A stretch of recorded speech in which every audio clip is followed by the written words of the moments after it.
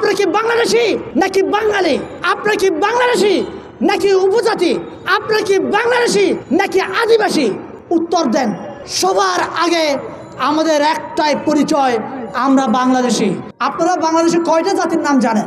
আমরা বললে তুমি কে আমি কে বাঙালি বাঙালি স্লোগান তুলি, তাই না? আমরা তো সবাই বাঙালি না, আমরা সবাই বাংলাদেশি। আপনাদেরকে এই যে গাছটা তৈরি করেছি, এই গাছটা হচ্ছে বাংলাদেশি গাছ। এই বাংলাদেশি গাছে 50টি জাতি রয়েছে। গতকাল যে ঘটনা নিয়ে আপনার মারামারি হয়েছে, এই ঘটনার সংক্ষেপে আপনাদের কাছে একটু উত্থাপন করতে চাই। বাংলাদেশের 4টা ধর্ম আছে, হিন্দু, বৌদ্ধ, খ্রিস্টান, মুসলমান। আদিবাসী যে একটা ধর্ম আমি আগে জানতাম না।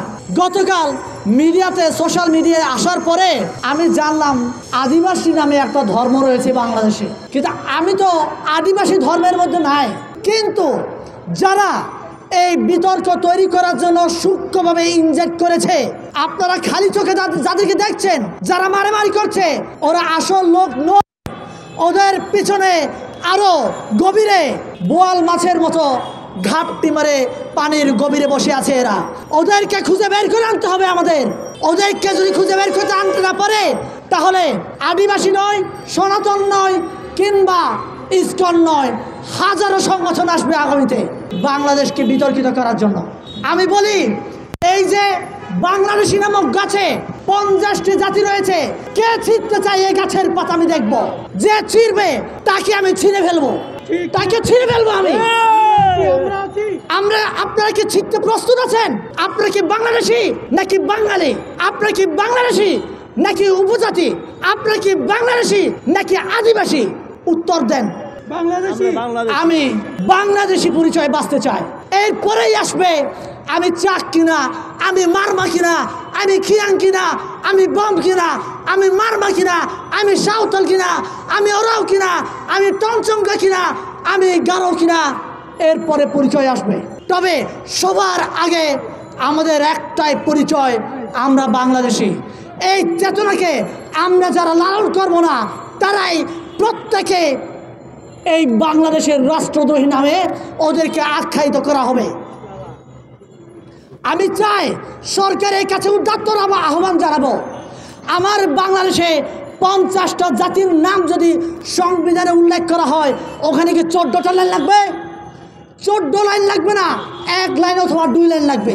তাহলে এই লাইনে অন্তর্ভুক্ত করলে প্রতিবেশী রাষ্ট্র নামক ভারত যে আমাদেরকে প্রতিনিয়ত ষড়যন্ত্র করে বেড়াচ্ছে, এই ষড়যন্ত্রের হাত থেকে অন্তত পক্ষে আমরা বাঁচতে পারবো।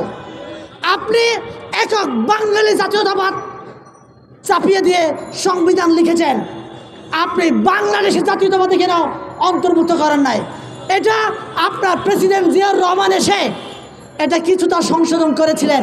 পরবর্তীতে যারাই ক্ষমতায় এসেছে, বিশেষ করে আমি বলতে চাই শেখ হাসিনা সরকার, আওয়ামী লীগ সরকার যবে আকারে এসেছে, তখন থেকে এই বাংলাদেশি নামক শব্দ থেকে বাদ দিয়ে বাঙালি জাতীয়তাবাদ চাপিয়ে দেওয়ার জন্য, তার বাবার স্বপ্ন পূরণ করার জন্য তিনি চেষ্টা করেছেন।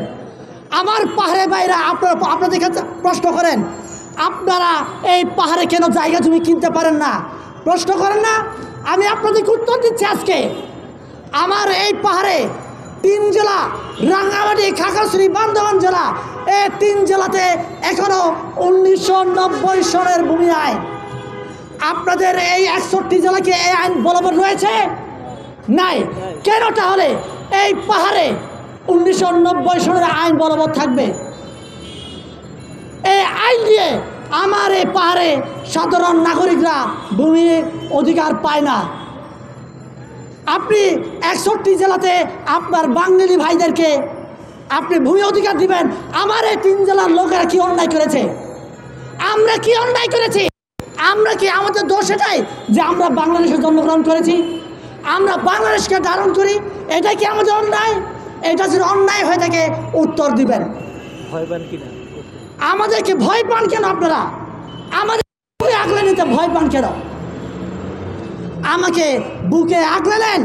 আমি বাংলাদেশের জন্য আমার রক্তের শেষ বিন্দু টাকা পর্যন্ত আমার এই পাহাড়ের ভাইরা তার রক্তের শেষ বিন্দু টাকা পর্যন্ত এই বাংলাদেশের সার্বভৌম রক্ষা করার জন্য তাদের জীবন বিলিয়ে দেওয়ার জন্য প্রস্তুত আছে। তবে আমি কিছু মুষ্টিমেয় পথভ্রষ্ট ভারতের পাঁচটা কিছু দালাল আছে, তাদেরকে আমি হুঁশিয়ারি দিতে চাই, আপনারা সাবধান হয়ে যান, আপনারা ভালো হয়ে যান, বাংলাদেশের পক্ষে কাজ করেন, বাংলাদেশের সার্বভৌম রক্ষা করার জন্য কাজ করেন। আপনারা এটাই দাবি করেন আমরা বাংলাদেশের চেতনায় বাংলাদেশের নাগরিক হয়ে আমরা বসবাস করতে চাই, এটাই দাবি করেন, তাহলে আমি আপনাদের সাথে, শুধু আমি নই, এই বাংলাদেশের 90% বাঙালি মুসলমানরাই আমাদের সাথে কাঁধে কাঁধ মিলিয়ে আমাদের অধিকার পূরণ করার জন্য ওরা রাজপথে নামবে বলে আমি বিশ্বাস করি। আপনারা কি আমাদের জন্য রাজপথে নামবেন? আমরা বাংলাদেশের চেতনায় থাকতে চাই। আমি শেষ আরেকটা কথা বলি, আমার এই পাহাড়ের ভাইরা, আপনারা বলেন আমরা জন্তু নাকি জানোয়ার, আপনারা আমাদেরকে ভয় পান, আমাদেরকে ভয় দেখায়, এই পাহাড়ে যাইও না তোমাদেরকে গুম করবে, এই পাহাড়ে যাইও না তোমাদেরকে সে দেবে। এই ভয়টা কে দেখাচ্ছে আপনি জানেন? এই ভয়টাই দেখাচ্ছে আমাদের পার্শ্ববর্তী রাষ্ট্র ভারত, সরাসরি এসে ভয়টা দেখাচ্ছে না। আমার এই পাহাড়ে, আমার এই বাংলাদেশে, এই আনাচে কানাচে কিছু বাম দাম লোকেরাই এই ভয়গুলো দেখাচ্ছে আপনাদেরকে। ভয় পাবেন না, বুকে আগলে এই বাংলাদেশের রক্ষা করার জন্য আপনারা আমাদের সাথে হাতে হাত মিলান, কাঁধে কাঁধ মিলান।